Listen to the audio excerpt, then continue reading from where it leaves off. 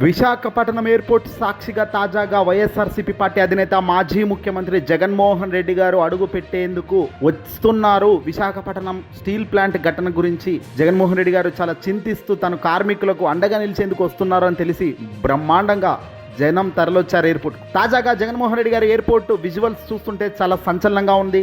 గతంలో ఎప్పుడూ లేనంత భారీ బందోబస్తు నడుమ జగన్మోహన్ రెడ్డి గారి తాజా విశాఖపట్నం పర్యటన సాగుతోంది ముందుకు. వైసీపీ అధినేత మాజీ ముఖ్యమంత్రి జగన్మోహన్ రెడ్డి గారి విశాఖలో అడుగుపెట్టారు. విశాఖ ఉక్కు ఆంధ్రుల హక్కు అంటూ పోరాడుతున్న స్టీల్ ప్లాంట్ కార్మికులకు నిర్వాసితులకు అండగా నిలబడేందుకు వైఎస్ఆర్సీపీ పార్టీ అధినేత జగన్మోహన్ రెడ్డి గారు నేరుగా వైజాగ్ చేరుకున్నారు. జగన్ రాకకు అడ్డుకునేందుకు ఎయిర్పోర్ట్ వేదికగా తీవ్ర ప్రయత్నాలు జరిగాయి. పోలీసులు పెద్ద ఎత్తున జగన్మోహన్ రెడ్డి గారిని రాకుండా అడ్డుకునేందుకు స్కెచ్లు గీశారు. ఎన్నొచ్చినా వాటిని తిప్పికొట్టుకుంటూ జగన్ తన పర్యటన ముందుకు తీసుకెళ్తున్నారు. రాష్ట్ర రాజకీయాల్లో ఇప్పుడు ప్రస్తుతం జగన్మోహన్ రెడ్డి గారు విశాఖపట్నం వేదికగా స్టీల్ ప్లాంట్ కార్మికులకు అండగా నిలుస్తూ ఏం మాట్లాడతారు అనేది ఇప్పుడు ఒక్కసారిగా ఆసక్తికరంగా ఉంది. నిజానికి జగన్మోహన్ రెడ్డి గారు విశాఖ వస్తున్నారనే సమాచారంతో ఎయిర్పోర్ట్ వద్ద ఉద్రిక్త వాతావరణం నెలకొంది. సాధారణంగా మాజీ ముఖ్యమంత్రి హోదాలో ఉన్న వీవీఐపీలకు ఎయిర్పోర్ట్ రన్వే నుంచే ప్రత్యేక వాహనంలో గేట్ నెంబర్ 2 ద్వారా బయటకు తీసుకొస్తారు. కానీ జగన్మోహన్ రెడ్డి గారు ఈసారి సీన్ రివర్స్ అయింది. లోపల వెహికల్స్ అందుబాటులో లేదంటూ పోలీసులు విచిత్రమైన సాకులు చెబుతున్నారు. జగన్ను కావాలని ఆలస్యం చేయాలనే ఉద్దేశంతో సాధారణ ప్రయాణికులకు మాదిరిగానే కామన్ అరైవల్స్ గేట్ వైపు మళ్లించారు. ప్రభుత్వ ఒత్తిడితోనే పోలీసులు ఇదిగో ఇలాంటి కుంటి సాకులు వెతుకుతున్నారని వైసీపీ శ్రేణులు అక్కడ ఉన్న వాళ్ళు చాలా తీవ్రంగా మండిపడుతున్నారు. వాస్తవానికి వీవీఐపీ కోటాలో ఎవరికి ఎలాంటి మర్యాదలు ఇవ్వాలో అలాంటి మర్యాదలు, ఎలాంటి రెస్పెక్ట్ అనేది ఇవ్వాల్సిన అవసరం బాధ్యత రెండు ఉంటాయి. ఆయన మాజీ ముఖ్యమంత్రి, 5 ఏళ్లు అధికారంలో ప్రభుత్వంను నడిపించిన వ్యక్తి. మరి అలాంటి వ్యక్తికి ఇలాంటి అవమానాలు చేయడం అంటే నిజంగా ఇది రాసి పెట్టుకోవాల్సిన అంశాలు కదా.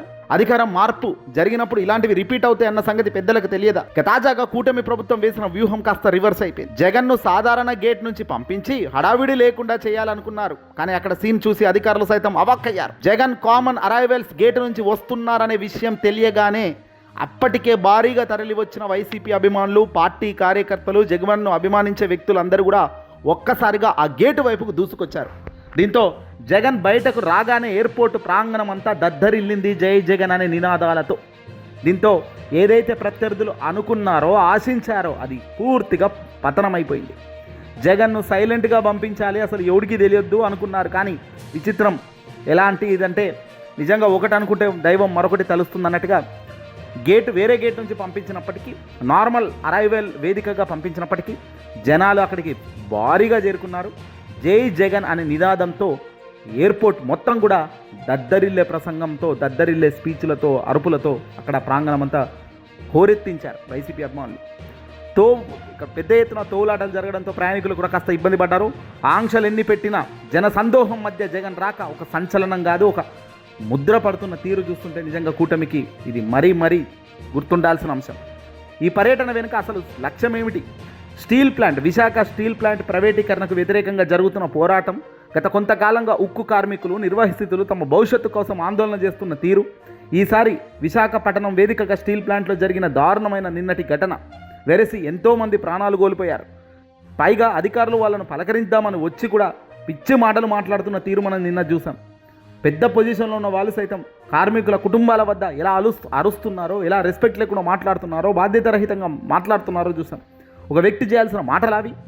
పైగా జగన్మోహన్ రెడ్డి గారు ఆ మరణించిన ఆ కుటుంబాలకు అండగా నిలిచే కార్యక్రమంతో పాటు వాళ్ళకు భరోసా, ధైర్యం నింపే కార్యక్రమం కూడా ఈ పర్యటనతో చేయబోతున్నట్టుగా తెలుస్తుంది.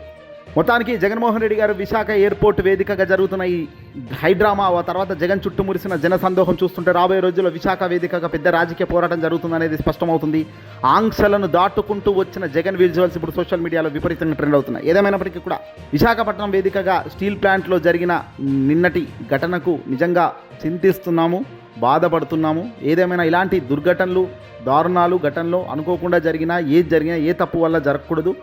మనిషి ప్రాణాలు అయితే ఎట్ ఎనీ కాస్ట్ పోకూడదనే మనసారా కోరుకుంటూ ఈ వీడియోకి అయితే లైక్ కొట్టే ప్రయత్నం చేద్దాం.